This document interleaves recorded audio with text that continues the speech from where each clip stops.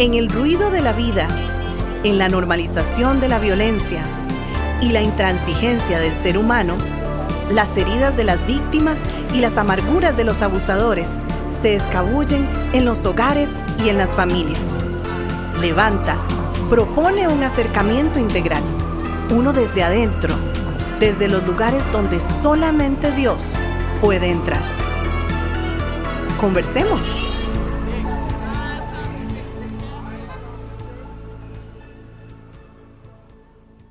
Saludos a todos los que nos escuchan esta nueva semana. Me encuentro como cada ocasión con mi amigo Ervin. ¿Cómo estás? ¿Cómo te va?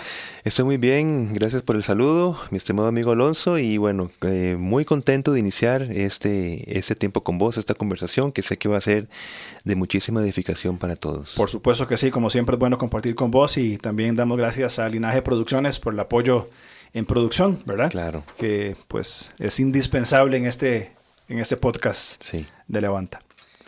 Hablamos la semana pasada o concluimos una serie sobre la recuperación, ¿verdad? Hablamos de la primera etapa, ¿verdad?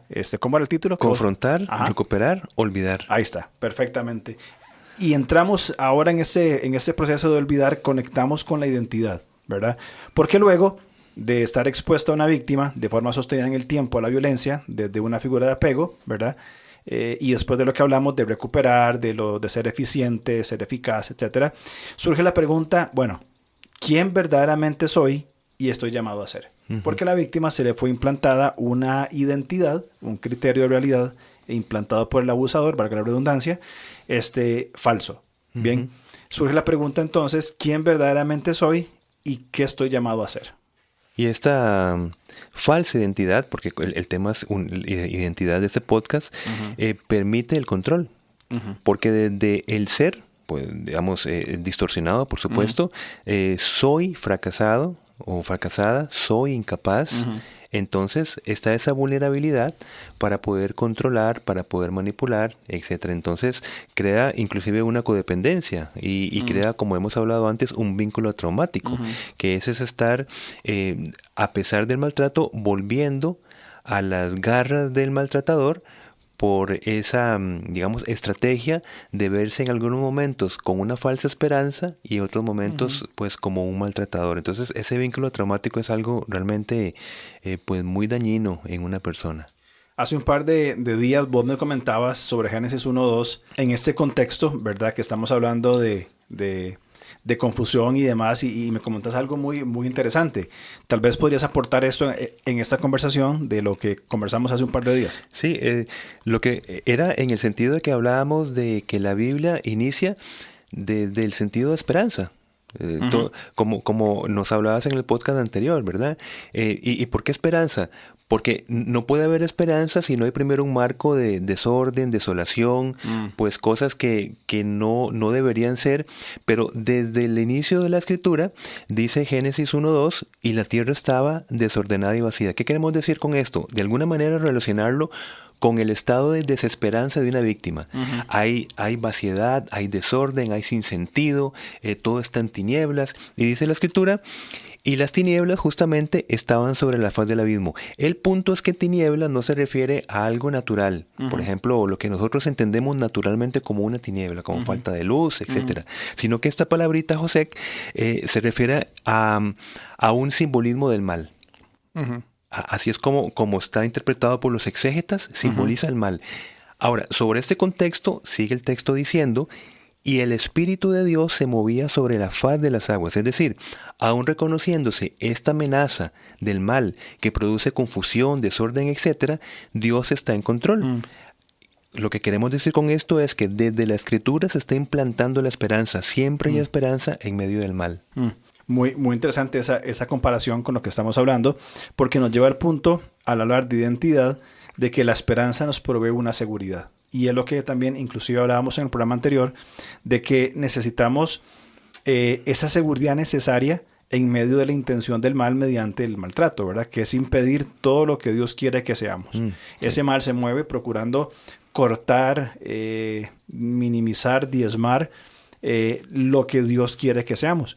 Solo en Cristo, solo en Él, vamos a poder ser todo lo que Dios quiere que seamos a pesar de la maldad temporal, como Efesios 2:10 nos habla, que Él nos ha creado para buenas obras y vivir una vida, por supuesto, que en plenitud. Qué bueno, excelente, muy, muy efectivo esto. Y bueno, y es que hemos utilizado mucho este término de la identidad de víctima. El podcast de identidad, ¿verdad? Entonces lo estamos contrastando con una identidad de víctima.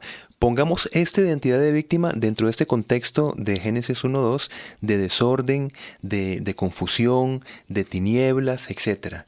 Hay una identidad no identificada, lo podríamos decir de alguna manera, ¿verdad? Por esa confusión que genera el mal. Ahora, ¿cuál es el mal que nos permite esa identidad de víctima? El recuerdo del trauma vivido, por ejemplo, entre otras cosas, ¿verdad? Por un presente sumergido en un pasado lleno de miedo, dolor y rabia. Es decir, vivimos el hoy a expensas de un pasado pues lleno de estas implantaciones de vergüenza, de rabia, de culpa, y que se repiten constantemente. Ese es el problema. ¿Y cuál es el punto? Pues nos impiden proseguir nuestro camino hacia adelante. Ahora, ¿es todo entonces? ¿Hasta ahí llega la historia de la identidad de víctima? No, por supuesto que no. Creo que hay mucho más. De hecho, en el programa anterior, nosotros conversamos sobre, en el punto de olvidar, de que implica que la víctima admita, fue el verbo que usamos, admita de que la violencia fue parte de su vida. Correcto. Uniéndolo con lo que vos comentabas de Génesis 1:2, de que ese desorden y esas tinieblas que aparecen, son necesarias y ya me explico, para poder construir esperanza. En el podcast anterior hablábamos de que estos conflictos, una de dos, o la víctima se hunde en la revictimización, o a partir de este desorden encuentra esperanza para desarrollar una nueva identidad. Entonces, partiendo de eso que hablamos en el podcast anterior, lo que nos has compartido de Génesis 1:2, entendemos esto. A partir del desorden, del caos generado no por Dios, sino generado por la maldad del hombre, que es clarísimo, podemos construir entonces una esperanza o restaurar esa esperanza que el Señor ya nos dio a partir de la identidad. ¿Qué? Identidad, según el diccionario de la Real Academia Española, es ese conjunto de rasgos propios de un individuo o de una colectividad que lo caracterizan frente a los demás. Bien, son los distintivos, las características. También puede ser una serie de identificaciones. Por ejemplo, si la víctima sigue identificándose con lo que el victimario le implantó, su identidad es falsa, bien, con rasgos que no son propios, son implantados y que van a atacar su propio desarrollo. Es decir, la víctima va a quedar minimizada a una falsa identidad implantada por el abusador, teniendo la posibilidad, de que el Señor desarrolle esta nueva identidad en la víctima. Qué interesante esto. Entonces, como parte, complementando lo que nos está diciendo la Real Academia Española de lo que es identidad, también lo complementamos con esto, ¿verdad? Qué interesante. La identidad, entonces, es el término de identificaciones. Me parece que es importante porque a través del podcast vamos a hablar cómo se asumen identificaciones falsas. Que la suma de esas identificaciones, o sea, soy tal, soy una persona sin futuro, todos estos son una suma de identificaciones que al final van a construirnos una identidad que no corresponde con los planes de bienestar y de esperanza que el Señor tiene. Correcto. Que gracias a Dios son planes que vienen de una manera externa a nosotros. Nosotros no nos construimos nuestros propios caminos. Correcto. Sino que el Señor dice, tengo el control absoluto de tu vida, de tu destino, pero necesito entonces que trabajemos juntos. Exacto. Por esa eficiencia que tengo para tu vida, pero que la hagas eficaz en tu vida. Y con esto no estamos diciendo que nosotros limitamos a Dios. Estamos diciendo que nosotros o respondemos para bien o respondemos para permanecer en una identidad falsa. Maravilloso lo que estás diciendo y me encanta eso que decís sobre colaborar con Dios, ¿verdad? O trabajar con Dios. El Señor va a hacer lo que es imposible en nosotros, o en una víctima de violencia doméstica o cualquier otro sufrimiento. Pero a nosotros nos corresponde hacer lo que está en nuestras manos. Responder asertivamente, responder desde la convicción de la efectividad y la eficacia que tiene Dios para con nosotros, para dar ese paso, ¿verdad? De salir de llegar al punto de no retorno y comenzar el proceso de recuperación. Ahora, hace varios años, Lorena Walker escribió una obra llamada El síndrome de la mujer maltratada. Bien, y ha sido un libro, un recurso muy utilizado en el tema de violencia doméstica. Y ella habla de que el miedo, que es resultado del maltrato físico, produce en la víctima indefensión. Ya creo que conocemos el concepto de indefensión, ¿verdad? Una incapacidad de procurar defensa. Ahora, ese no defenderse de la víctima le desarrollará una baja autoestima. Hablamos de autovaloración en el programa anterior. Pues su inacción la relacionará con una carencia personal. No me defendí porque soy cobarde, no me defendí porque tengo un carácter débil, y comienza entonces a desarrollarse este síndrome que ha sido propuesto por Walker de indefensión, y donde la mujer sufre una serie de consecuencias tremendas por entrar en ese síndrome. Qué interesante, qué interesante. O sea, que desde esta perspectiva la víctima va a vivir bajo los efectos dolorosos del pasado. Pero qué interesante lo que nos decías, ¿verdad? Esa relación con una carencia personal. Pero primero el victimario implanta por la violencia física la indefensión, o sea, ese no poder defenderse, ese estar, digamos, verse sin protección, sin alternativas, y tras de eso, esa sensación se vuelve en contra de la persona culpándose a sí misma y diciendo, no me defendí porque... Y cuando repito es porque es importante enfatizar lo que vos nos acabas de explicar, ¿verdad? Y esto pues va a condicionar la situación actual, el hoy, el presente, ¿verdad?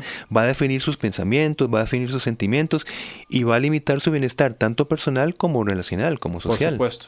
De hecho, eso es una estrategia de guerra, ¿verdad? Cuando hay una guerra, quien ataca va a destruir puntos para que para que el enemigo no se defienda. Aeropuertos, vías de comunicación, de alimentación, limita para que no haya una respuesta efectiva de la otra persona, ¿verdad? Exactamente. Y es similar a lo que el abusador hace. Correcto. Ahora, Walker no propone, porque eso es basado en observación y análisis serio, ¿verdad? Sí. Han encontrado conductas características de este síndrome, de la mujer maltratada. Ella cita por lo menos 4. 1, asumir las agresiones. Una mujer o una víctima, y otra vez decimos mujer porque de hecho ya subió. El año antepasado era el 89% de los casos las víctimas eran mujeres. Ahora son el 92% de los casos las víctimas son mujeres, ¿verdad? Entonces la víctima comprueba que no puede contener los golpes, por lo que renuncia. Es decir, se siente aún más incapaz de poner fin a la situación, de llegar a un punto de no retorno, y la asume que como un castigo merecido. Es que si yo hubiera hecho mejor el arroz, es que si yo no fuera tan fea, es que si, ¿verdad? Y asume que ya hay ya asume la agresión como un castigo. Inclusive llega al punto de que la mujer ante una respuesta de defensa, al recibir más violencia, va a decir, bueno, eso me pasa a mí por responder, eso me pasa a mí por confrontar esta situación, por defender a otros vulnerables en mi familia. Ve qué fuerte esto, ¿verdad? Sí. La pregunta, ¿qué hago mal? ¿Qué estoy haciendo mal en mi relación? Ese asumir las agresiones. Recordemos que esto es una característica del síndrome de la mujer agredida, ¿verdad? Correcto. Una mujer que ya en el tiempo ya asume agresiones. Y supongo que no solamente se reduce dentro de su hogar, ya es un guión de vida. Sí. Sí, probablemente en el trabajo, en alguna otra comunidad, va a responder de una manera similar. Correcto. Bueno, la primera que hablamos es asumir las agresiones. La segunda es la pasividad. Lógicamente, asume la agresividad y entra en un estado de pasividad. Claro. Las agresiones no se pueden evitar, de forma que la víctima ya no busca más estrategias para acabar con ellas. Sobre todo, que es una estrategia del victimario, si ha logrado aislarla. Es decir, cortar toda comunicación con las redes de apoyo. Ahora, su respuesta ante los estímulos externos es pasiva, porque su criterio ahora coincide con el criterio del víctima. Es decir, yo no voy a hacer nada, él no es tan malo, ya hay una respuesta pasiva a lo poco que tiene de comunicación. Y eso podría llevar también a un punto que es la pérdida de control, que podríamos pensar como el punto 3. ¿Qué es eso? Pues que la víctima cree, ¿verdad?, que la solución del problema le es ajena. Ajá. Y Sí. y espera que sean terceras personas las que le den nuevas directrices en lugar de asumir que también ella, la víctima, puede actuar. Ujú. Y esto, mi hermano, como hemos hablado, esto es un tanto, llamémosle peligroso, porque si la víctima misma no reúne evidencias de maltrato, no llega al punto de no retorno. No estamos hablando que no se requiere, porque justo justo la estrategia del aislamiento de la víctima, pues es no procurarle esas otras voces, esas otras alternativas. Pero es que el síndrome de la mujer maltratada es que a pesar, inclusive, de que tenga pues acercamientos de otras personas, de otras opiniones, si la víctima misma no decide, ¿verdad?, tomar el control de la situación, no decide escuchar las evidencias que tal vez les están mostrando tan evidentemente, pues entonces es muy difícil que salga de esa situación. Correcto. Necesita recuperar todas esas evidencias, momentos para decir, bueno, puedo comenzar, pero si ha perdido el control, ¿qué puedo hacer? Exacto, por eso lo definimos como una pérdida de control. Correcto. Pérdida de control. Entonces hablamos, 1, asumir las agresiones, 2, pasividad, 3, pérdida de control y 4, 4, identificación con el agresor, que es que en algunos casos, ¿verdad?, la víctima incluso llega a justificar la conducta del agresor. Y además la intermitencia de las agresiones y la existencia de periodos de estabilidad en la relación, como hemos hablado, le hacen creer que la pareja la sigue queriendo, la sigue respetando, es decir, asume una falsa esperanza, como lo hemos pues hablado antes. Y no estamos hablando de que nosotros en nuestro proceso de santificación y de arrepentimiento, mi hermano, nosotros el proceso de cambiar una conducta pecaminosa no es de la noche a la mañana.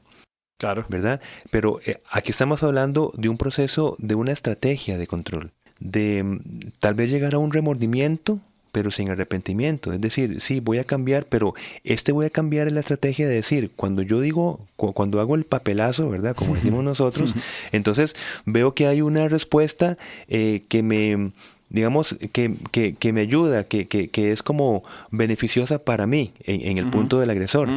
Veo que es más sumisa en el sentido negativo, no en el sentido bíblico. Veo que la tengo en la palma de mi mano. Veo que ya puedo acercarme desde otros aspectos sexuales, relacionales, etcétera. Entonces, claro, está muy bien que yo ponga, digamos, un criterio como decir, ahora sí las cosas van a cambiar. Ya regrese a la casa. Si estás en casa de tus papás o en casa de otros familiares, regrese a la casa. Yo ya he cambiado.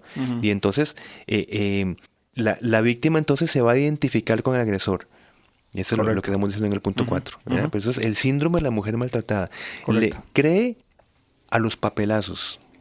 Como para ponerlo coloquialmente. Coloquialmente, pero muy acertadamente, Sí. que es lo que hace la víctima, ¿verdad? Estando en este síndrome de la mujer maltratada, ¿verdad? Sí. Que acepta los papelazos y se identifica con el victimario. Y realmente cuando ponemos las 4 cosas que han extraído de este estudio, realmente es bien complicado lo que pasa por la mente de una víctima. Y otra vez, y lo hemos mencionado en otros programas, a veces quienes no se han preocupado por ahondar en ese tema, dicen, pero ¿por qué no lo deja? Exacto. ¿Por qué no se va? ¿Por qué aguanta? ¿Le gusta que la golpeen?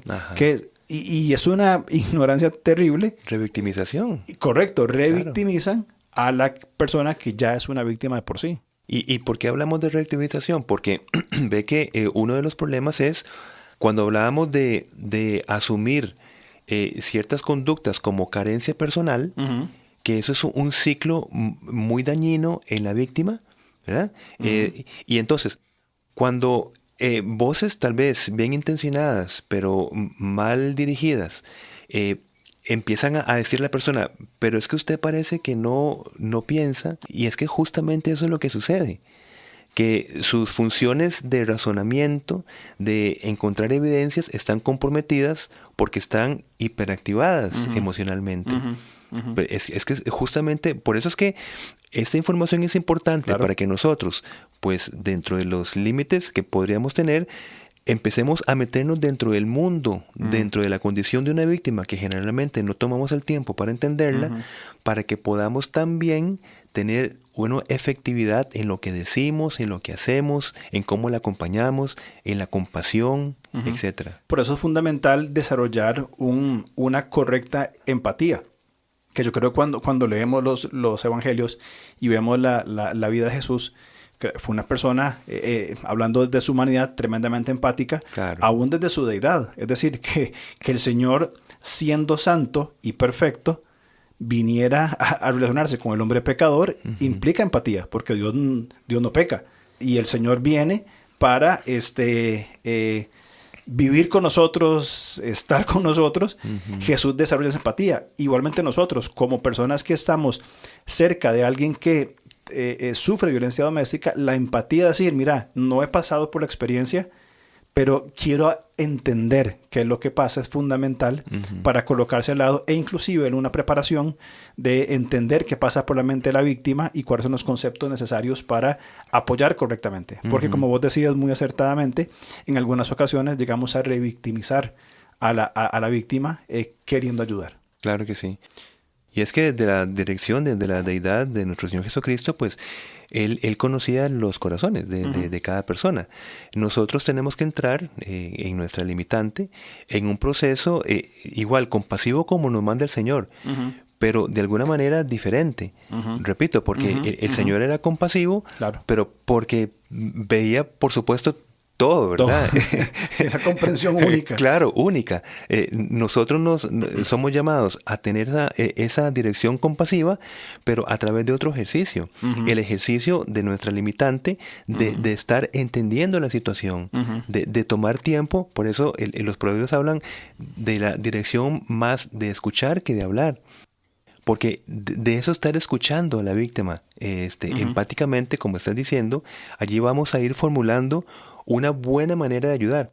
La buena intención de ayudar no es suficiente, hay que saber cómo ayudar. Exacto. Qué decir, qué no decir. Y repito y termino, por eso el énfasis de escuchar primero. Correcto. Y escuchar con compasión, ¿no? Correcto. A abrirnos a ese tipo de espacios para recibir información que posiblemente antes no la hemos escuchado, pero que puede hacer la diferencia entre asumir o malentender un contexto de víctima y decirle una o dos cosas lo que tiene que ser y listo, ¿verdad? Y tal vez no nos damos cuenta que por falta de escuchar, Correcto. pensar que somos como Cristo, que conocemos todas las cosas con solo ver a una persona, entonces ese es el problema que podemos estar haciendo en algunas víctimas. Me quedo con la frase que dijiste de escuchar compasivamente, ¿verdad? Es muy necesario para aquellas personas que estamos cerca de quienes sufren de un lado u otro del aspecto de la violencia doméstica. Sí. Entonces, siguiendo con el tema de la identidad, es importante remarcar algunas identificaciones asumidas para el desarrollo de una falsa identidad. Es decir, qué es lo que la víctima asume para aceptar, si cabe la palabra, lo que se está implantando y lo que ella cree sobre sí misma. Por ejemplo, soy una persona sin criterio propio, ¿verdad? No es que no lo tenga, sino que duda de sus propios criterios. Tiene que ver con inseguridad y con otros temas, ¿verdad? Pero la víctima no tiene, o es una persona que ella asume que no tiene un criterio propio. Por eso es importante esto, que estamos dentro del concepto de identidad como el final de una serie de identificaciones. Ajá, ahora, correcto. si esas identificaciones son disfuncionales, ¿qué vamos a esperar? Que el final, esa suma de falsas identificaciones, nos va a llevar a una falsa identidad. Eso para aclarar el punto. Correcto. Por eso es en el punto 1, estás hablando, una falsa identificación es identificarnos como si fuésemos una persona sin criterio propio. Claro. Correcto. Pero sí lo tiene. Sí. Tiene Exacto. criterio, pero cree que no lo tiene. Exactamente. Ese es el punto. Duda de su propio criterio. Correcto. Pero tiene una identificación falsa de decir, mi propio criterio no es importante. Correcto. Y todas estas identificaciones van construyendo esa falsa identidad. Son pequeñas Exactamente. piezas de un solo modelo. Correcto, correcto. Muy bien. También piensa que es culpable del mal en la relación y en la familia. La víctima piensa que por responsabilidad de ella misma, todo está mal. Sí, una identificación de culpabilidad y una identificación de que es la que, por ejemplo, provee las situaciones relacionales en ciertos contextos. De acuerdo. También ella dice, no merezco atención ni física ni emocional. Es parte de la falsa identidad que se le está implantando Correcto. a la víctima. Ujú. También habla de que no es capaz de mantener relaciones sociales saludables, ¿verdad? Por cómo es, Ujú. ¿verdad? Que otra vez, vamos a repetir una y otra vez lo que el victimario ha implantado Ujú. en la mente, en el aspecto afectivo y las decisiones de la víctima. Qué fuerte esto, ¿verdad? Esa falsa identificación, Sí. ¿verdad?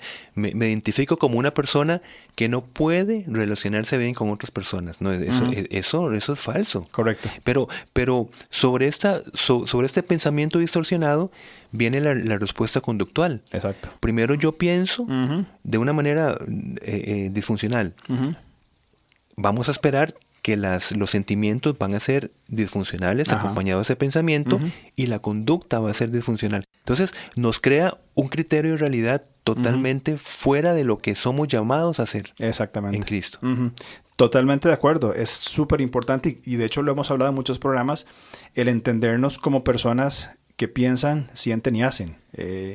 Yo uso las palabras claves mías para acordarme, es lo que pienso, deseo y decido, Ujú. ¿verdad? Que va dentro de la misma línea. Sí. El victimario ha abusado de cada una de estas partes de la víctima, en sus Ujú. pensamientos, en sus deseos, en sus decisiones, Ujú. a tal punto que la maneja o la controla, como es su intención, a gusto de esta persona, ¿verdad? Y esto no es un invento de Albert Ellis ni de otros psicólogos. Esto es una revelación bíblica. Me encanta, revelación bíblica. Exactamente, o sea, nos revela y lo podemos ver perfectamente en la vamos a ver, antropología bíblica, Ujú. en que nosotros pensamos, sentimos y hacemos, Correcto. y todo está íntimamente relacionado. Correcto. O sea, esto no es un precepto cognitivo-conductual, Correcto. ¿verdad? Ujú. Para aclarar el punto. Muy bien aclarado, ¿verdad? Hay toda una revelación, y además me atrevo a decirlo, de Génesis a Apocalipsis, de la antropología bíblica, remarcando estas áreas del ser humano a imagen y semejanza de Dios, donde, por cierto, todo requiere un proceso de santificación. Lo que pienso, lo que decido, lo que deseo, en función de la verdad de Dios. Correcto. Muy bien. Y luego, bueno, creo que depender del agresor sí. Ujú. es otra identificación falsa. Sí, correcto. Es decir, mi identificación es de codependencia. Ujú. Ok, entonces, si se asumen estas identificaciones, ¿verdad? Entre otras que podríamos hablar, Ujú. se asume entonces una identidad del modelo de la agresión. Correcto. Entonces ven cómo la agresión va disparando identificaciones falsas, Ujú. que la misma palabra nos lleva. Debemos identificarlas Ujú. para que nos separemos de una identidad falsa. Ujú. Cuando la víctima permanece en esta falsa identidad, creo que, y va a sonar redundante, pero creo que me explico, la víctima sigue siendo víctima. Sí. Aun cuando se ha separado del victimario, la víctima sigue siendo víctima. Exacto. Porque no ha restaurado, o no ha permitido una restauración integral, ¿verdad? Desde una nueva identidad, como vos decías, revelado en las Escrituras, para una transformación completa, de adentro hacia afuera. Claro, mira, y estoy buscando rápidamente Ujú. Efesios 4:1. Yo pues, preso en el Señor, os ruego que andéis como es digno de la vocación con que fuisteis llamados. Hago esto por la palabra dignidad. Es decir, Ujú. Cristo nos ha dado o nos ha recuperado la dignidad. Ujú. Pero ese anden, vean que es esa colaboración. Correcto. O sea, Ujú. anden, es decir, Cristo nos da la dignidad, Ujú. recupera nuestra dignidad, Ujú. pero la exhortación apostólica es anden, aprendan a andar según esta dignidad que Cristo ha recuperado en ustedes. Correcto, totalmente de acuerdo. Y me gusta mucho esa expresión, que de hecho podemos trabajarla después también, lo que Cristo ha recuperado. Porque la violencia en la humanidad es fruto de lo que Adán perdió, y Adán y Eva en la caída, Ujú. y el desarrollo de la violencia. De hecho, muchas veces uso este ejemplo o este comentario de que después de la caída en Génesis 3, lo primero que se registra en Génesis 4 es un asesinato, un acto de violencia, un fratricidio. Patricidio, sí. Y en Génesis 4:19 comienza la poligamia. Es decir, un hombre dijo, yo quiero tener 2 mujeres. Romanos 5 nos habla de que Cristo es el postrer Adán, quien recupera lo que Dios diseñó. Y las víctimas pueden hallar esperanza, y los victimarios también, en lo que Cristo ya recuperó para nosotros y que está disponible. Qué interesante, ¿verdad? Y que es para otro tema, qué interesante que que es Eva la que es engañada, pero dice Cristo es el postrer Adán, Ajá. es el responsable. El responsable. Okay. Pero eso es otro tema. Ese es otro tema. Otro podcast. Bien, entonces, para resumir y terminar este programa de hoy, esto que hemos hablado de esta falsa identidad no es el diseño de Dios para la mujer ni para el hombre, sino que es el pecado de la humanidad que ha tomado entrada por medio de la violencia, básicamente lo que hacíamos anteriormente, para deformar la creación de Dios. Romanos capítulo 1 describe, pero perfectamente lo que acabamos de decir, claro. ¿Verdad? Y la pregunta entonces que nos surge ahora, que te propongo lo conversemos en un segundo programa, es entonces, ¿quién soy yo? Que es una pregunta muy difícil de responder. ¿Quién soy yo? Imagínate, aquí le daremos respuesta a todos los filósofos, entonces. Bueno, vamos a intentar por lo menos filosofar un poco por esa dirección. Exacto. Muy bien, bueno, muy contento de que la otra semana les invitamos, de verdad, acompáñenos al desarrollo de esta segunda parte de este taller 2 de Levanta con el tema identidad. Correcto. Entonces nos vemos la otra semana. Dios lo permite. Gracias. Gracias a todos. Chao.